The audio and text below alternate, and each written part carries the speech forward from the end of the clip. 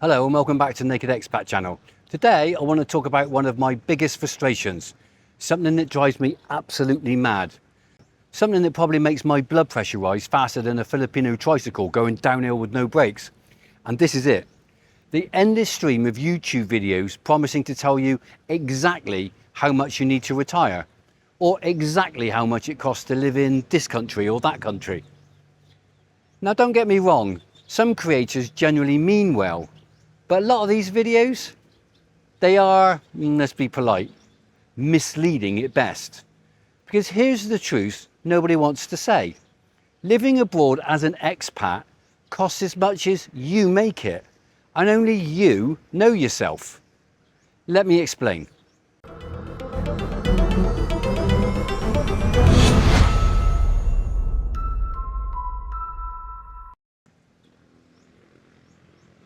Every week I see titles like How to Retire in Thailand for $1,200 a month, Live Like a King in Bali for $900 a month, or Retire Comfortably in the Philippines for $1,500 a month.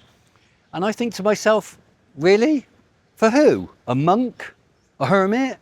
Somebody who eats air sandwiches for lunch? Because here's the problem. There is no universal number. There is no one size fits all. You are not the same as the next bloke scrolling YouTube at 2 a.m. Your tastes, your lifestyle, your expectations, they matter. And trust me, I've met expats at every stage of the spectrum. The bare-bone budget guys, living on instant noodles, cheap beer and denial. The mid-range moderates, gym memberships, decent restaurants and weekend trips. And the luxury lads, champagne brunches, sports cars, and girlfriends that are more expensive than the rent. So when somebody says, you can live here for this amount, what they actually mean is, you can live here for this amount if you live exactly the way I live. Think of it like food. Some people are perfectly happy eating street barbecue on a stick for 10 pesos. Others want air-conditioned cafes with imported cheese and latte art shaped like swans. Is one right and the other wrong? No. But are the costs the same? Also no. I remember once meeting a guy who profoundly said, I live on £600 a month and I'm perfectly fine.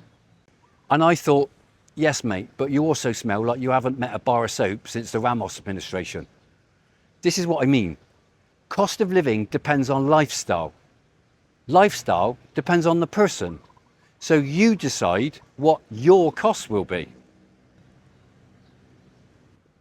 Another thing that these videos almost never talk about is quality expectations. For example, do you want good quality healthcare, or are you okay with being treated by a bloke who also fixes motorbikes on the side? Do you prefer fine dining, or are you perfectly happy eating rice and grilled fish every day? Do you want a condo with a pool and a gym, or a house where the only fitness equipment is the bucket you carry water with? These questions matter a lot. I know someone who moved to Southeast Asia because everything is cheap. He imagined himself living like James Bond on a budget. Turns out, he lives more like Mr. Bean. Why? Because everything he actually likes, imported food, fancy wine, specialty cheese, premium healthcare, fast internet, costs more here in the Philippines than in the UK. So every month he complains he's overspending. No mate, you're not overspending. You're just living your life, but in a country where your tastes are luxury items. One of the worst things new expats do is compare their lifestyle to other expats. Oh, Jim only spends £800 a month. Why am I spending £1,500 a month? Well, because Jim lives alone. Jim doesn't drink. Jim doesn't date. Jim eats fried chicken and rice twice a day. Jim's idea of fun is watching ants fight on the pavement. Meanwhile, you want a social life, a good gym membership, quality food, a motorbike that isn't held together with zip ties, maybe even a bit of romance. You are not Jim, so why compare your costs to his? Everyone's version of comfortable is different. Here's something funny I've learned after years abroad. Every expat claims they're living cheaply, but their fridge tells a very different story. You can spot the truth instantly. If the fridge is full of imported beer, not cheap. If there's a shelf dedicated to cheese, not cheap. If there's almond milk, Greek yogurt, protein powder, definitely not cheap. And if the fridge only has leftover rice and bottles of soy sauce, well, that's a £600 a month lifestyle right there. Instead of asking, how much does it cost to live in the Philippines? Ask, how much does it cost me to live the life I want in the Philippines? Because until you answer that, all those YouTube videos mean absolutely nothing. I know people who retired here on £1,000 a month and they're happy. I know others on £3,000 a month who are constantly broke. And what's the difference? It's not the country, not the economy, not inflation. It's them. It's their choices. It's their expectations.